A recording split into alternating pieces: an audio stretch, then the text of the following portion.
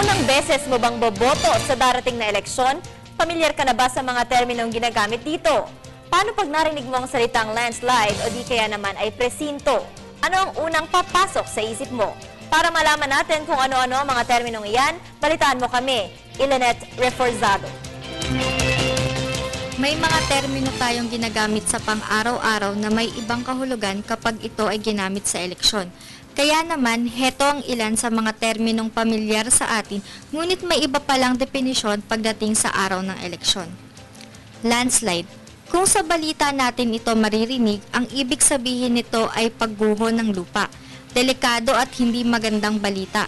Pero sa diksyonaryo ng eleksyon, napakaganda ng kahulugan nito. Ang ibig sabihin ng landslide ay ang isang kandidato ay nanalo nang may napakalaking lamang kumpara sa kanyang mga kalaban. Party. Sa normal na usapan, pag party ang salita, ang ibig sabihin nito ay kasiyahan o pagdiriwang. Pero sa mundo ng eleksyon, seryoso ang kahulugan ng party. Ito ang grupo ng politiko na nagsasama dahil meron silang iisang layunin para sa bansa. Presinto. Madalas itong maihanay sa hindi magandang konotasyon. Ang presinto para sa karamihan ay ang hantungan ng mga nakahatulan ng hustisya. Ngunit sa termino pang-eleksyon, hindi naman ganun ka-negatibo ang ibig sabihin nito.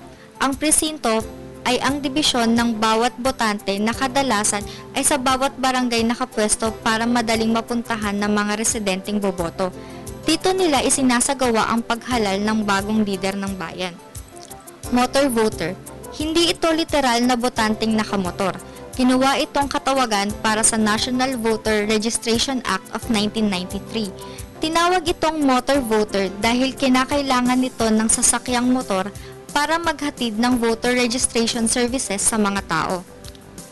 Naway nakatulong sa inyo ang ilan sa mga terminong aking inilatag ngayon. Nga pala, hindi ko gawa-gawa lahat ng yan ha. Lahat yan ay ayon sa website ng Arlington, Virginia. Para sa Telebisyon ng Bayan, Ilanet Reforzado.